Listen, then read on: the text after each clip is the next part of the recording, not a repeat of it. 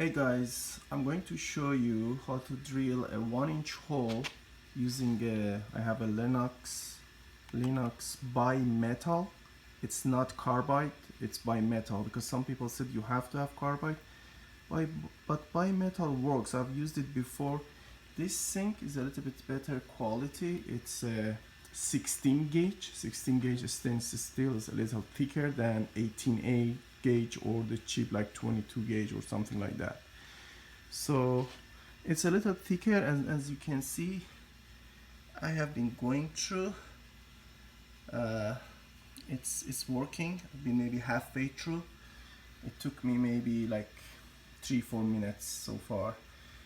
So what's important? The first thing, you have to make a smaller hole there, smaller than the tip of the tip in here, the tip of the hole saw. And I use actually a very tiny, like a 1/16 or maybe 2/16 of inch, 1/8 of an inch hole first. And I had a hard time because the drill bit slides on the stainless steel. The key is, and I didn't do it but from another video, you need to make an indentation on the place that you want. So use like a thick nail or something metal that's sharp and a hammer maybe, and make an indentation, and then you put your drill bit on that indentation. It's not gonna dance. So bang, and then put a kind of maybe 1/8 of an inch, make a hole. Then after 1/8 of an inch, I put another bit that was like half the thickness of this one. And after I did that, I put this one, and it went through fine. My problem is my Ruby drill is it's the cheapest one you can get in the market. It says 18 volt here, and I don't know if there's a horsepower or something, but it's the cheapest one in the market. So so what I learned is, like, you want to go on the lower torque. So I'm using torque number 1 here, not number 2. On the speed also, I'm gonna go low speed. I'm going speed 2.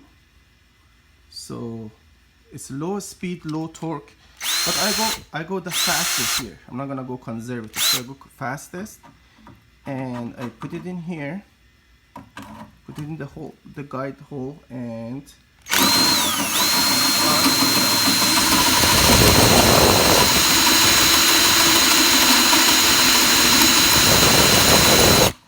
you can see the smoke is coming off and the metal pieces are coming off, so it's working.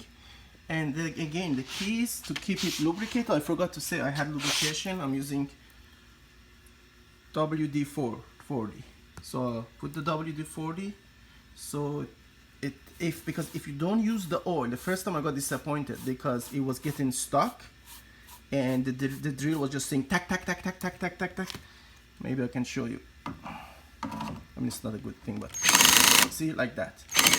The low torque protects the drill according to another video, so it helps making that noise, meaning that's not gonna burn out the drill. But anyway, to avoid that, you have to avoid too much pressure. You want to put mild pressure, and also keep putting oil and keep cleaning the metal particles.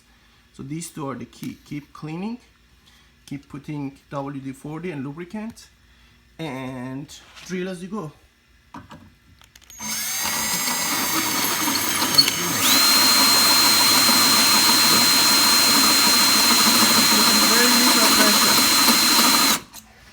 You want to put very little pressure. So I just put the pressure from the weight of the drill, and you can see the metal is coming off. It's a slow process though, so you might want to get a better drill. If you have a strong drill, you'll be fine. But lubrication is important, even with a good drill, and clean up the metal debris. And they're still sharp, so you can use a bimetal. You don't have to go by a carbide. As long as it's sharp, the drill head is sharp, you're fine.